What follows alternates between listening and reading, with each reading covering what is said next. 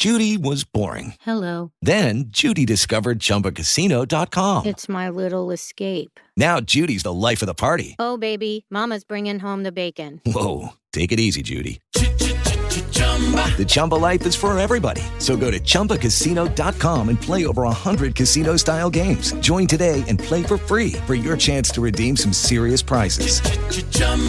ChumbaCasino.com. No purchase necessary. Void where prohibited by law. 18 plus terms and conditions apply. See website for details.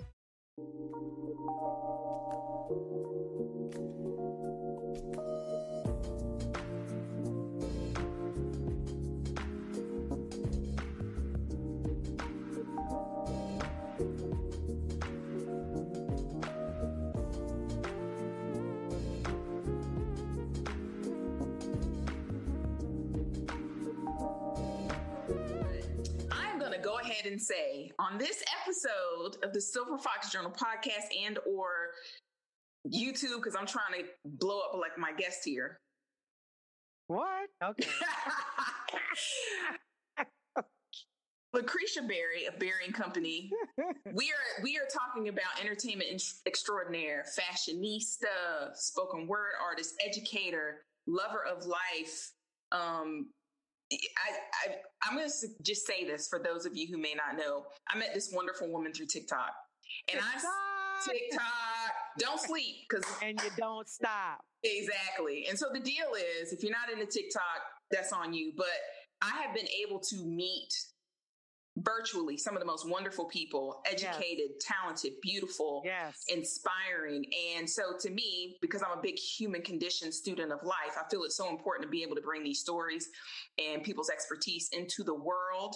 And none other than Lacresha Berry, Berry & Company is a lady that can do that. Welcome to the show. Hey. All right. Where pie? Yes. And so this is the deal. I think one of the reasons why you and I have meshed is we live very similarly in our skin, in our black skin, and our beautiful brown melanin popping, success walking, beautiful skin. Exactly. Now I'm not as classy as this lady over here. You know what I mean? But you know, you got it. We got it on and popping. So you classy. We do our thing. Yeah. But I really wanted, one of the things that I admire about you, and I knew instantly, like when you first, one of the first videos I saw of yours was you had gone into this, like thrift secondhand store. And it was just enough for me to be like, is that her boutique? And then it was like, no, it's not her boutique. And then I was like, that's pretty fresh. And then so when I saw, I was like, oh, she's new. You can always tell when somebody's new on TikTok. It's sort of like, you know, even if there's 10 videos, you're gonna be like, oh, they're new. They hadn't hit them yet. You know, it's like the wonderful wizarding world of TikTok hasn't hit them yet. But I just started following your content. And then I thought you were much younger than you are. So I was like, I'll interact. And then I found out that you are, and I'm gonna just go ahead and give away, how, if you don't mind me asking, how old are you? I will be 42 in May. On May 20th, I'll be 42. 1979. Hey. Yeah. So as a 41-year-old that turns 42 this year myself, I was just like, this lady is talking about all the things that make me feel like I tick, everything that makes me feel like I'm living. Yes. The only difference is you're just definitely more fabulous with makeup and hair and stuff than I am. But it's just, I mean, for real, like when I'm like, how she get the lips that glossy? You know what I mean?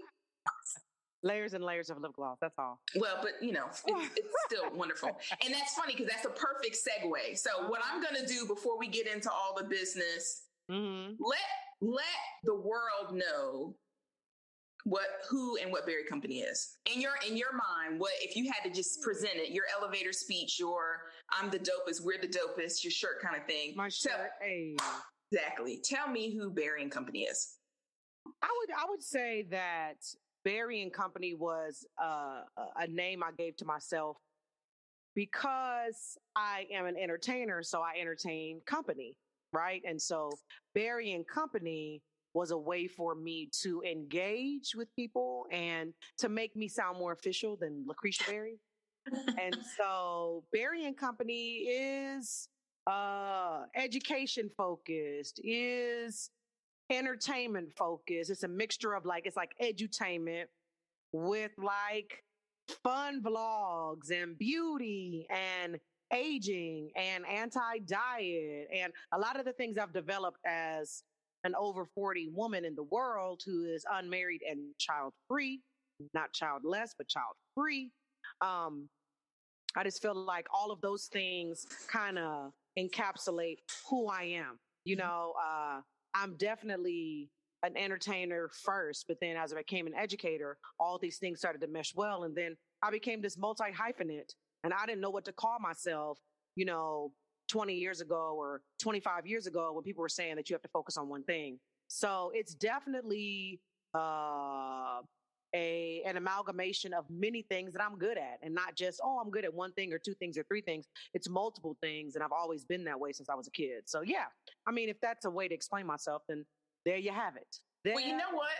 I love the fact that you said you're multi-hyphenate. Yes. Now, it's funny that you said years ago when we were told you just do one thing. Mm-hmm. I had the fortune when I was finishing my degree earlier in my 30s to get a chance to speak to Gloria Steinem.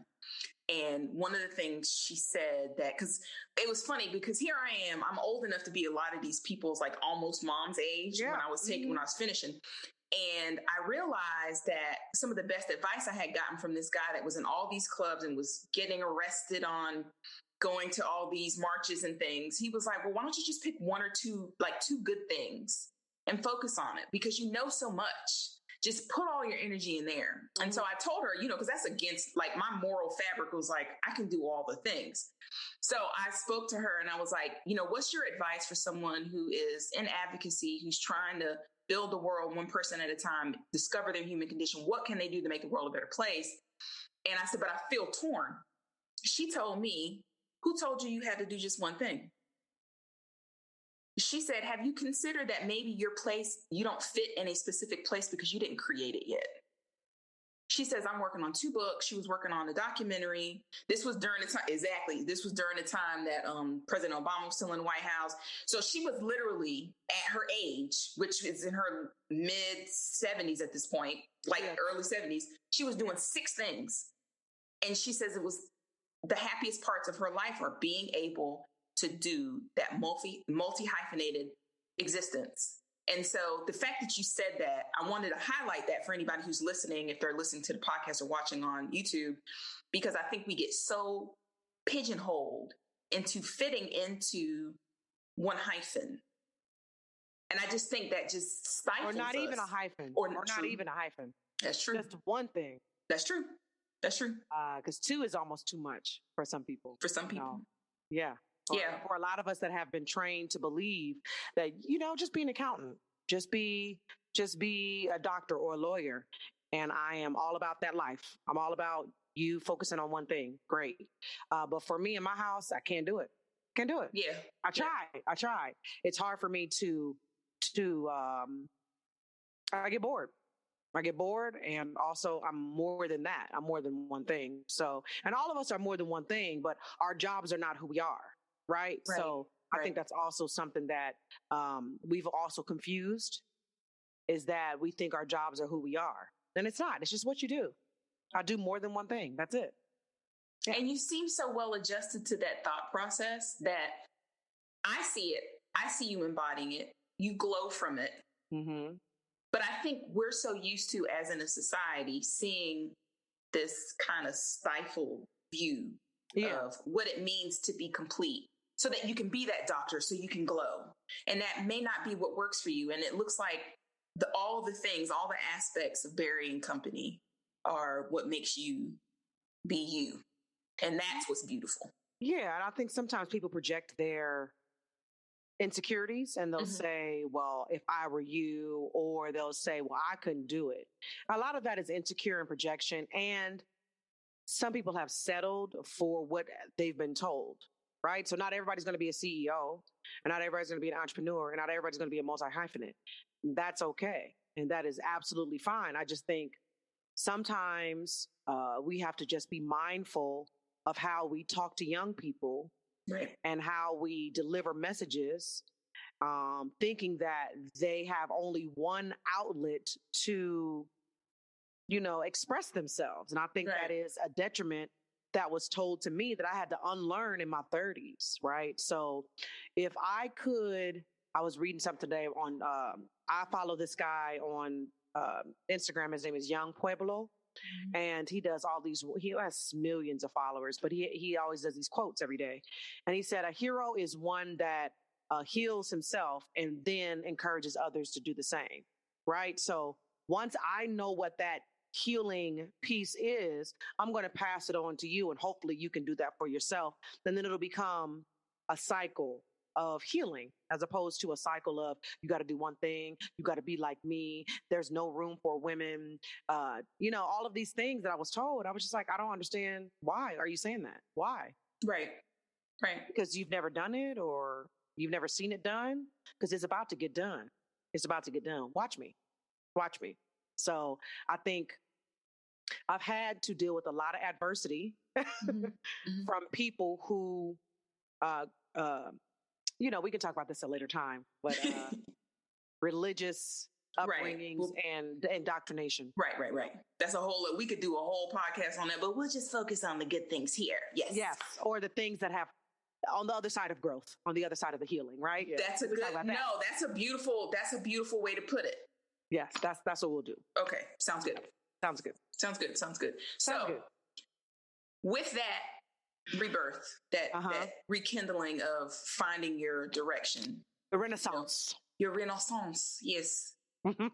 What would you say was the easiest to undo and the hardest to undo? Wow, all of it's hard to undo. But the easiest of the hardest, I would say, is the first thing that I kind of undid was marriage and children. That was a big, huge. I won't say it's easy. Okay. But I think my life has catered to me not desiring them. Okay. And so I think that was the easiest thing for me to undo, is to recognize that marriage and children is not a status symbol.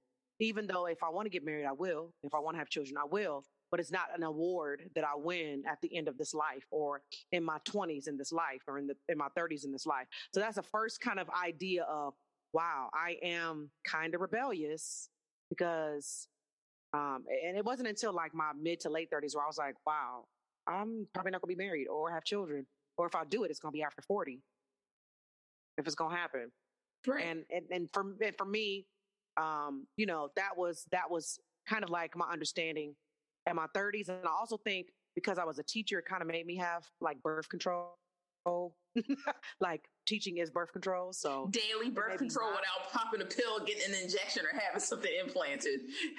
It is a mental birth control. I'm like, nope, I am good. I am the way that boy just screamed at me. No. We're not having that by choice. No. Hello, it is Ryan, and we could all use an extra bright spot in our day, couldn't we? Just to make up for things like sitting in traffic, doing the dishes, counting your steps, all the mundane stuff. That is why I'm such a big fan of Chumba Casino. Chumba Casino has all your favorite social casino-style games that you can play for free anytime, anywhere, with daily bonuses. That should brighten your day a little. Actually, a lot. So sign up now at ChumbaCasino.com. That's ChumbaCasino.com. No purchase necessary. VGW Group. Void where prohibited by law. See terms and conditions. 18+. With Lucky Land Slots, you can get lucky just about anywhere. Dearly beloved, we are gathered here today to... Has anyone seen the bride and groom? Sorry, we're here. We were getting lucky in the limo and we lost track of time. No, Lucky Land Casino. With cash prizes that add up quicker than a guest registry. In that case, I pronounce you lucky. Play for free at LuckyLandSlots.com. Daily bonuses are waiting. No purchase necessary. Void where prohibited by law. 18+. Terms and conditions apply. See website for details. And so I had this epiphany where there was a woman. She was 47. She's probably older than that now, but she had adopted a group of kids who needed help.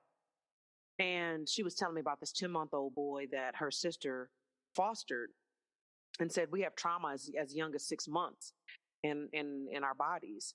And this baby was neglected. And in 4 months, that baby turned around. He's happy and jovial and jolly and a big old belly and just chocolate and gorgeous little baby. And he was so nice. He came right to me. He let me hold him. It was during a parent workshop I was doing or something for education. Mm-hmm. And I looked at her and I almost cried because I was like, for so long, we were told that we have to birth children to make a difference in this world, or to be a mom, to be a woman in this world, you have to birth children. And when I looked at her and I said, she's a mother and she's taking care of kids who are already here. That is my path. My path is to take care of the ones that are already here. Right.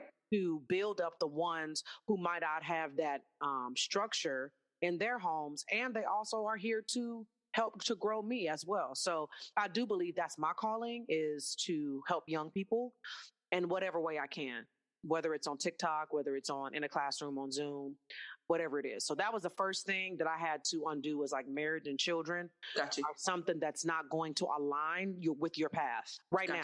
Gotcha. Who knows, it might change, but for at least 10 years, I felt this way. Okay. Gotcha. The hardest thing to undo was I think, like a full-time job idea, the full-time job of, because we live in a capitalist society, so you have to make money to pay your bills. But this whole thing of you have to have a full-time job and a salary and this to make it in the world, you have to follow this career path. Right. I think that was the hardest thing for me because I have a degree in theater and I did not follow theater after college. I followed the path with least resistance. So instead of me performing on stage, I said, you know what? I'm going to be a costume designer, which is just as hard. But I was like, I don't want anybody to think, and I was worried about people's thoughts. And I think that probably is a hard undoing as well, worrying about thoughts of other folks because, I highly regarded them as elders in my community. I think that's probably the second notch on that hard to undo list. But I would say that, yeah, I think that the whole capitalist ideologies of you got to go to work to get money and to do it all over again. And there's a cycle from 9 to 5. I struggled a lot. And my mom just said, why would you want to be in theater? Why don't you just be an accountant? I was like, Mom, what about me says account or tent? And that's fine that you're good at that, but I'm not good at that. Right. That is not my passion. My passion, I'm good at writing. I can write you down, okay? I can talk you down. I can perform you down, okay? So that's what I'm going to pursue. And if it takes me thousands of years to get there, I'm going to do it. So that first big step, I think my father having to pass away, I think once he passed away, I was like, okay, all right, it's time to let it all go, to let all your little familial ties and generational things go. And so I think was the hardest, was to let go of the full-time capitalist 9 to 5, because I'm like, I have to take care of this apartment. I have to pay bills. So you got things to do. I got things to do. So I think those are the main things. That's funny because I did get a chance to read that, and I had screenshotted it, but I read that article that you wrote about your father's passing. Oh, thank you. And I did. It was beautiful. It really was. And it was, when you read something and it looks as if the person's lamenting, you did not do that. And maybe this is the empath in me, the feeler in me, but everything you spoke of, all the way down from your father's struggle with cancer, all the way liver disease. Liver disease. Forgive me. Okay. It's okay. And through that process of how it wasn't until he was sick and he was in the bed that you realized there were certain aspects of your relationship that weren't as deep as you thought they were. You, oh, that's my dad. We're good. We sit, watch football. We're good. And then you realize, wow, there's a certain level of tenderness that maybe I wasn't always getting. Maybe we didn't talk as much as I thought we did. And when I finished reading that, I didn't walk away from that with sorrow. So I'm hoping I'm interpreting them that way. I was going to say, I walked away with it as if you kind of had the opportunity to look at this stained glass window and appreciate it for its coloring parts, its reds, its yellows, its blues, its greens. And you took that and just that's what made me think about it when you were after your father passed away, you were just this goes over here. This goes over there, and it just gave you power. And and that was just what I took away from it. So I mean, I think sometimes it does take those things. I think it takes the loss of a family member or a friend or something major in your life to make you say, I need to reset. I need to reset this room up here. I need to reorganize. Yep. Compartmentalize and to keep it where it's supposed to, just keep it right there. Like you said, just keep it over here. And yeah, I think I didn't even realize what I was thinking about, but at this point, 11 years, almost 11 years later, I just feel like I can look back on memories and like not cry anymore. And it's good. And also just making the realization that my mom was the one who really raised me, and my dad was there. And we talk about this all the time on TikTok about men this and single woman that and single motherhood. And, those that come from 2-parent homes are more well off and well adjusted. No. Look, no, I think it's a lot of it is societal pressure to be a mom, societal pressure to be a father. And my mom nurtured me, cared for me. We have deep conversations. And for a long time, I fought her, but we're so much alike. Right. And I'd end up talking to her and saying, oh, shoot, I have daddy issues. I don't got mommy issues. It's my dad. Oh, gotcha. My dad never talked to me. Okay. Or he did, but like we talked about music and sports and, so I think I appreciate my mom more too after he passed away as well. So I think that's another added, I ain't trying to be depressing, but that's another added layer of that as well. No, I don't see it as depressing at all because it kind of segues me to the next thing I was going to ask you about, because I know one of the things I appreciate about your content too is you are all about empowering not just Black people, but women. And would you say that being raised by your mom the way you were, the transition after your father passed to now, would you say there was enough of what your mom taught you that put you into your womanhood, or did you have to grow into your womanhood? Do you think she gave you all the fundamentals, or do you feel like it was like, thanks for the sprinkles, mom, now I'm out here and I'm doing this. I'm finding my womanhood. Yeah, I think it's a mixture of both. I think for me, a lot of in our family, my mom was like, do your own thing. Don't get married unless you want to. Go out there and, have fun, like get you an apartment, get you, take care of yourself. My mom has always said that to me. She's always said that to me. But then when you are in religious settings and also when you are outside of those settings in the world, like I had like 3 or 4 or 5 things to keep up with. So there's the religious ideologies, there's the society ideologies, there's education, then there's the family thing. And sometimes they collided and sometimes they were aligned, but a lot of it was anti-independence. A lot of it was. But my mother, that was the main thing that she focused on, was like, you were independent. You came out early. That's how independent you were. You were 2 weeks earlier than your due date. And she taught me how to do the professional aspects of womanhood, what happens when you're on your period, like this is how you do your hair. This is how you get fitted. This is how all those things that womanhood allows you to do, like the very practical things. My mom is a Taurus as well. So we're super Taurusy in my house. So all those professional motherhood duties, she did very, very well. I do believe that, she was very strict. And so there were a lot of things probably in her that she had to deal with. And maybe she didn't know how to balance it all. And she had a lot of things on her shoulders, as a mother, as a Black mother. So I think that was like a lot of who I am is because of my mother. I would say like 80%, right? Okay. The other 20% I would say is I had to move away from her. So I left in 2003 to pursue graduate school at NYU. And that's when I started to like, oh, this is life on the other side.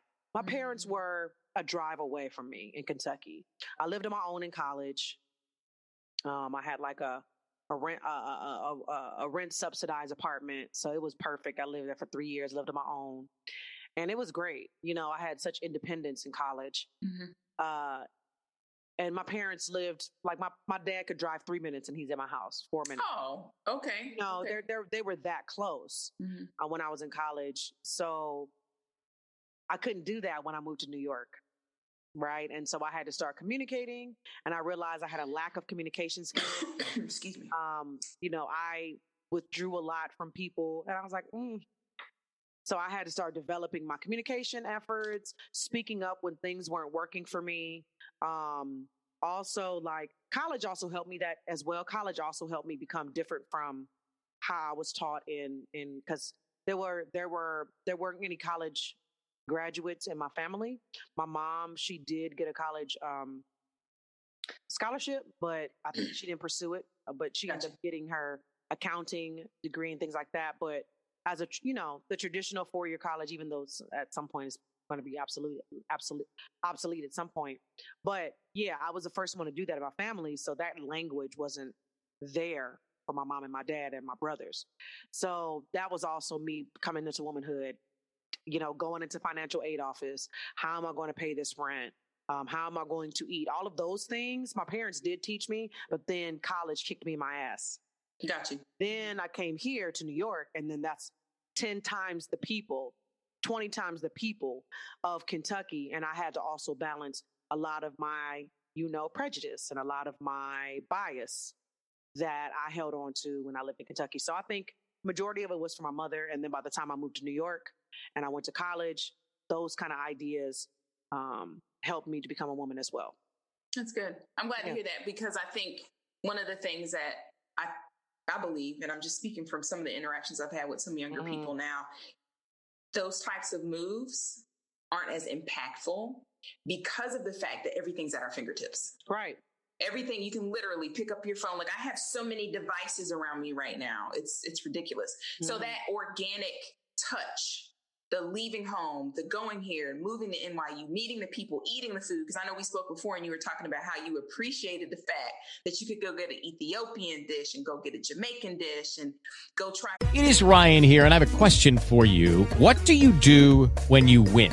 Like, are you a fist pumper, a woohooer, a hand clapper, a high fiver? I kind of like the high five, but if you want to hone in on those winning moves, check out Chumba Casino. At ChumbaCasino.com, choose from hundreds of social casino style games for your chance to redeem serious cash prizes. There are new game releases weekly, plus free daily bonuses. So don't wait. Start having the most fun ever at ChumbaCasino.com. No purchase necessary. VGW Group. Void where prohibited by law. See terms and conditions. 18+. Some additional food and go to another borough and say, hey, this is the things.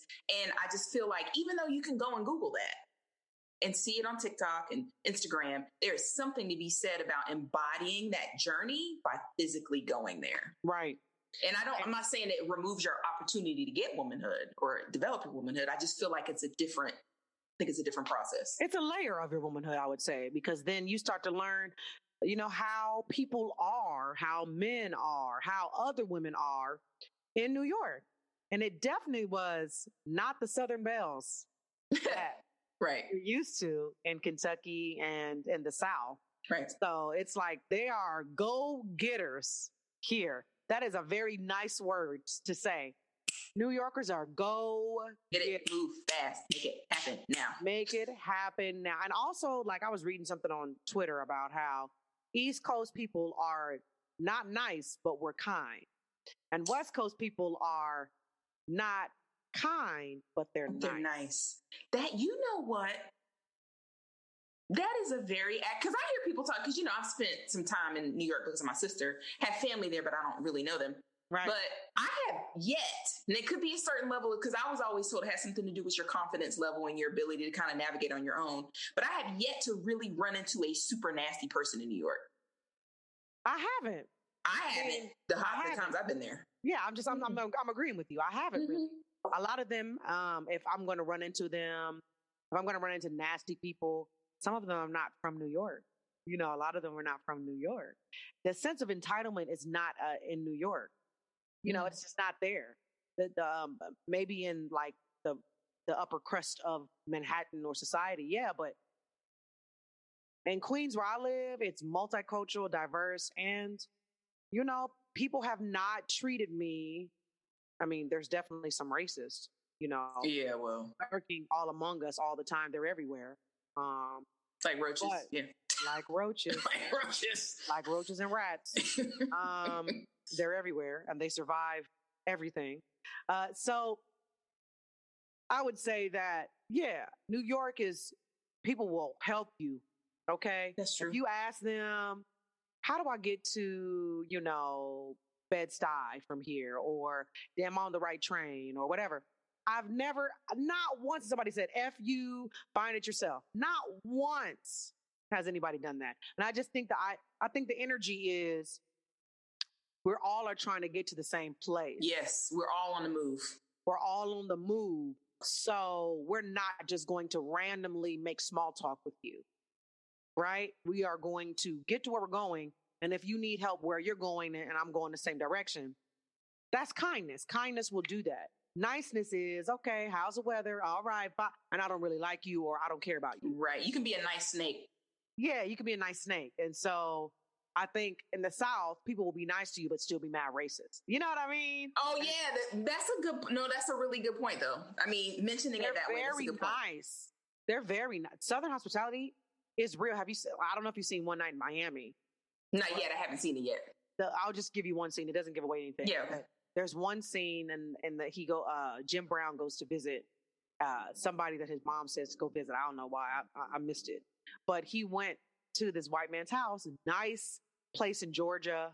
It was beautiful. And Jim Brown was at the height of his career in 1964. He was 25 years old, 24 years old, just looking beautiful. Aldous Hodge pay. Oof. Anyway, the point is, he went to go visit this white guy who was played by Bo Bridges. And they were talking and the guy was like, oh my gosh, you're doing so great. Oh my gosh. We're so happy for you.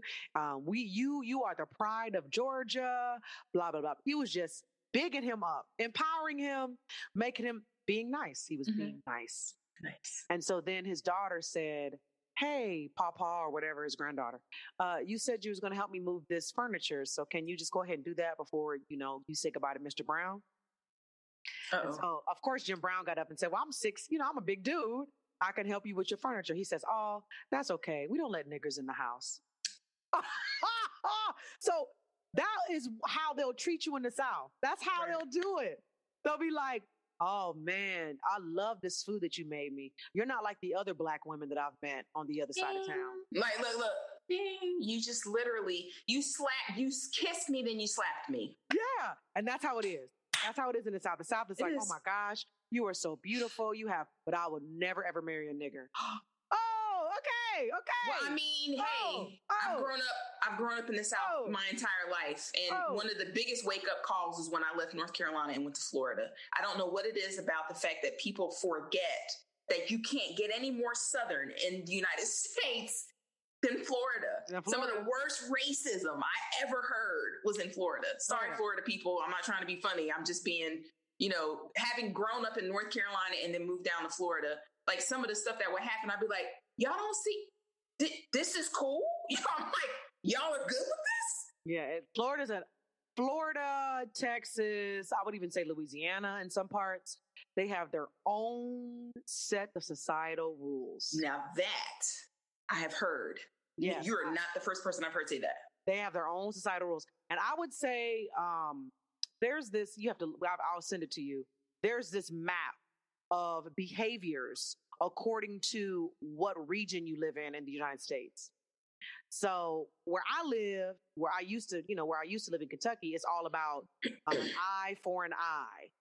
That whole ideology of an eye for an eye, vigilante justice.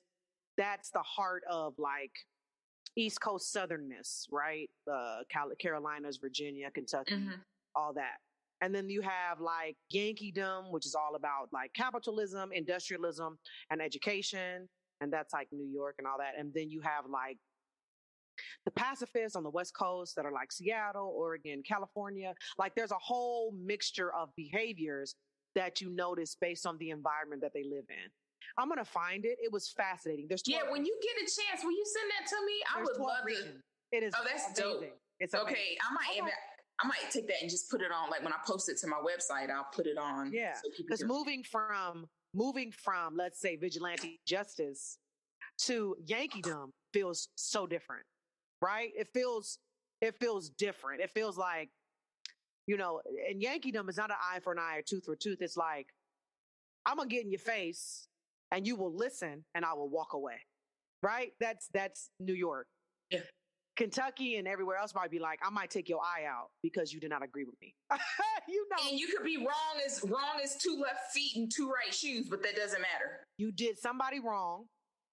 So you're going to lose a toe, an eye, whatever. And that's that, right? There's no nuance. There's just an act. Yeah. So I'll definitely send it to you because it was. Yeah, please do. I would love, and I'm sure other people would like to do it too.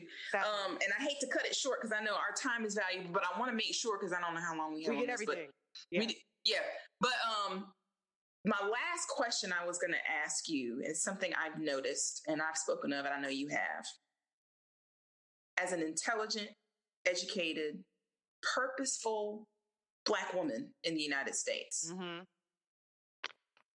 What would you say is the direction that we need to go as Black women to continue to develop our skills, our lives, our families, whatever we choose to do, but without losing ourselves to get people to respect us the way that we should be respected? Because I'm going to say it.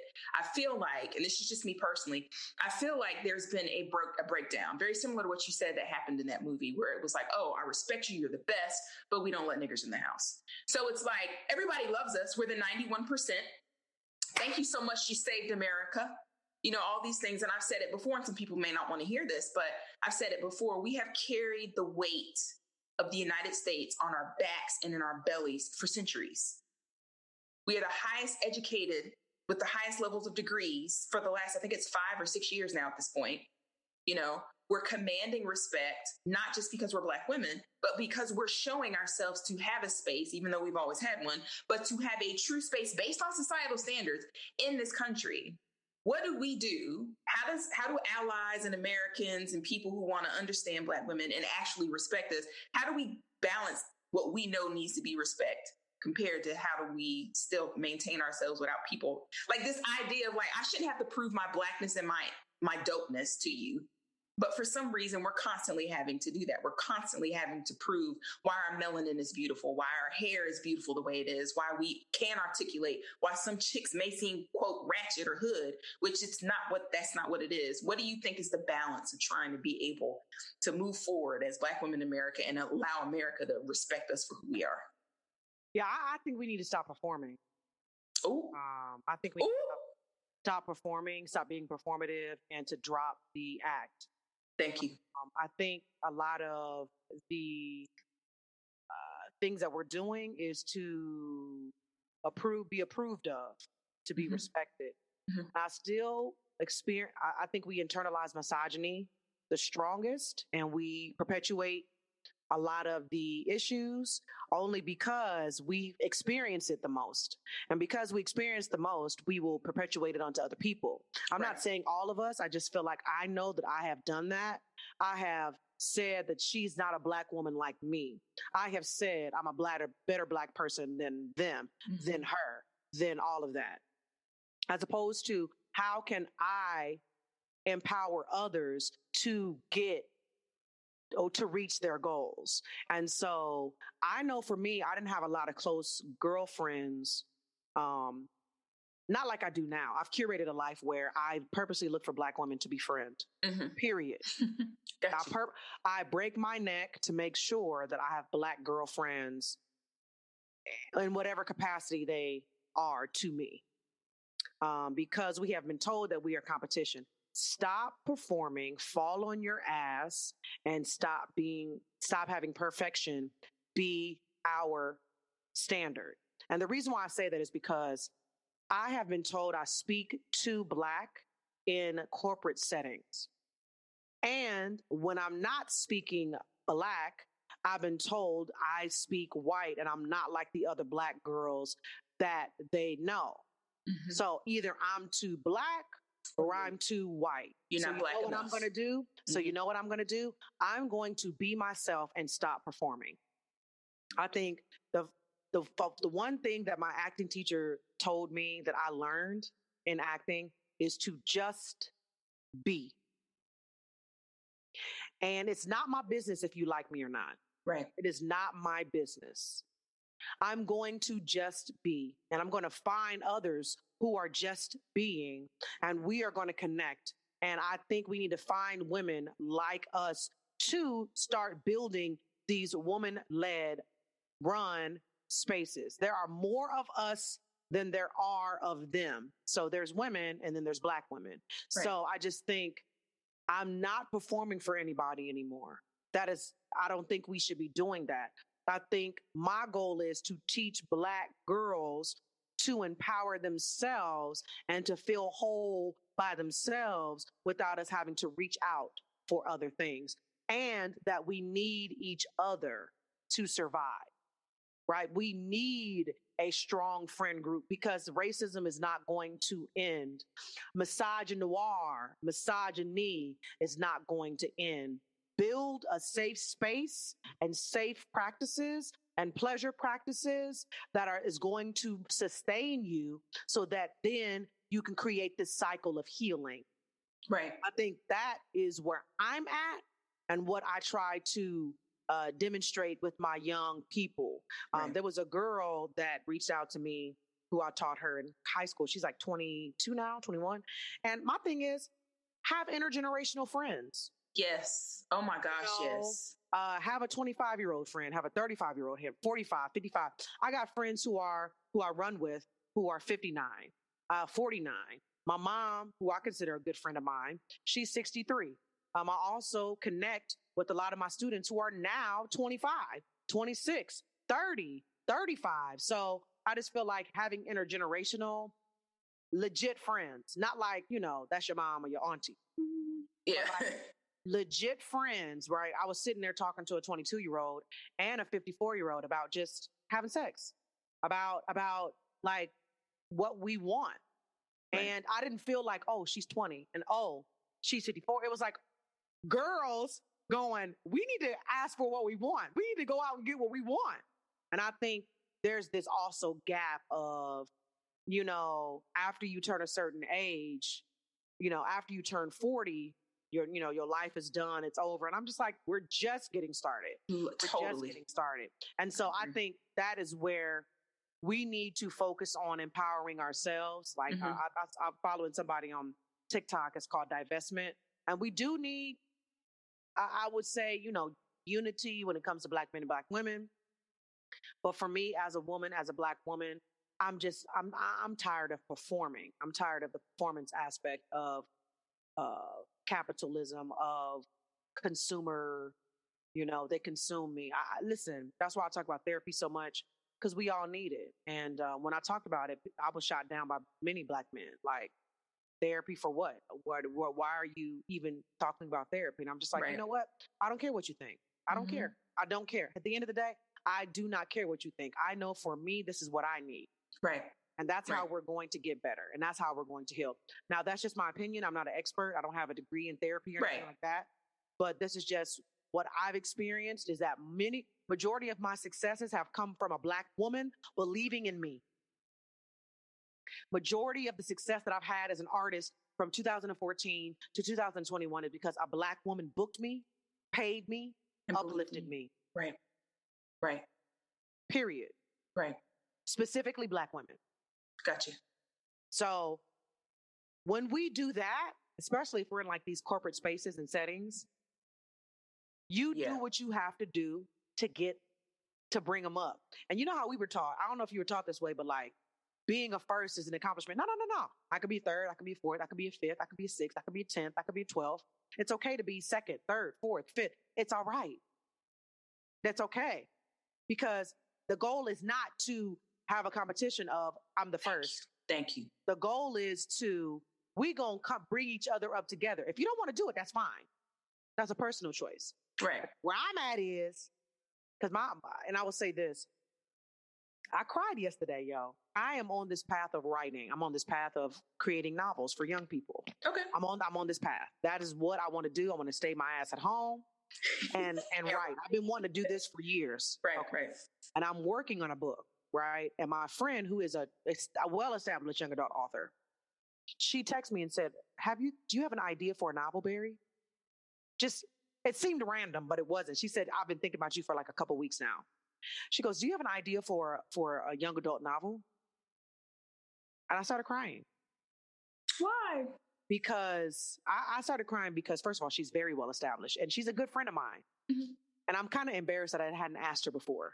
That's first, because we're like literally the same age. Gotcha. Literally have gone the same path, teaching artists in New York, work with young people. You know, she even hired me as a teaching artist. So it's like, I love her. So, and I don't know why I didn't reach out to her earlier. That's first. But she said, you have a voice for the young people that they need to hear. Are you working on something? Or if not, you should be working on something. Right. And what can I do to help you? And I was like crying because I'm uncomfortable in my position right now in my employment. So the goal is to just write and to just make sure young people see themselves in the stories that we create. So I was empowered by that. And I had a couple of other girlfriends, you know, Black, white, everybody in between saying like, I should be doing that. So it's not just my Black girlfriends, but majority of them are my Black girlfriends telling me like, girl, do it now. For it. Do it. There's no other time like the day to do it. And I just think we need all of those women in our, that's what I think. And I think what we see on TikTok is a lot of young people kind of figuring out their lives. They're in college, they're, you know, in high school, and they're trying to figure it all out.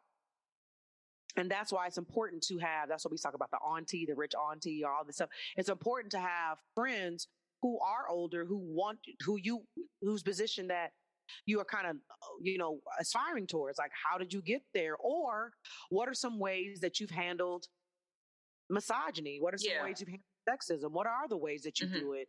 And how can we come together to, you know, be impenetrable? Yeah. Because it's going to happen regardless. It's going to happen. And more than once. More than once. And as long as we are in a system, and people always say all the time, capitalism ignites racism. Nah, socialists ain't no better. A lot of these socialists, a lot of these socialists and leftists are racist too, because it is ingrained in our bodies to do so. So at the end of the day, it's like, no matter what system it is, 50 years down the road, whatever, if we're here or not here, it's our job to uplift each other because nobody else is going to do it but us. You know what I mean? So, yeah. Well, you know what? Even though I know you're not performing, I have one word. Bravo. Thank you. Bravo. No, I mean that seriously, because it's refreshing. And I know we've spoken and we've, you know, communicated with each other. It is. But it's refreshing to know that I'm not the only one. And I know even though our directions may be different, our embodiment of making the world a better place, building up women of color, Black women, artists, creatives are there. Because a lot of times, just like you said, like my mom was an educator. My father was an educator after he did a gazillion different things. And it was always this nice, neat little box. And it's funny because I just got off my visit with my psychiatrist before we started. And, you know, she was like, can I just say this? She says, you're in the right space. She says, I think for this new endeavor you're trying to do, the changes you're making, she says, I think you are in the perfect headspace to keep moving. If you need me, I'm here. If you don't, great. I'll see you in a few months. She was like, don't stop. Don't stop. You know, most of the time, did you take your medicine? Or you should? No, she's a woman. She's a woman of color. She was just like, no. She was like, do it. Do it now. Do it now. That's what we need. Whether it's from the medical field, a doctor, a lawyer, we need to know that the skin that we're in, the breasts that we have, the estrogen coursing through our veins can be taken in. It can be shared. So that's why I say, bravo, my dear. Yes. Bravo. I think it's great. You know, I think it's also important for me to like, not just women who look like us and move like us, but also those that we might not have taken into consideration, disabled, women, trans, queer, all of these people that I just have not learned to include. That is also who I'm including as well. And I think that's super important. I follow a few disabled TikTok, black women TikTokers, Black femme TikTokers. And I feel like I've learned so much. Oh my gosh, yes. from them just talking about their experiences. I'm like, I didn't even think about that at all. There was one girl who I followed. Her name is Official Deaf Bay. And that's when I started doing my captions, because I was like, what's the point of me talking so much and nobody's knowing what I'm saying? And now I find myself looking at captions because we all need it. But, you know, she was being harassed because she was being extra with her hands, but she's not vocal like us. You know, she doesn't use her voice. And so she was being extra, and her hands are her voice. Yeah, her hands are her voice. And that's how she communicates.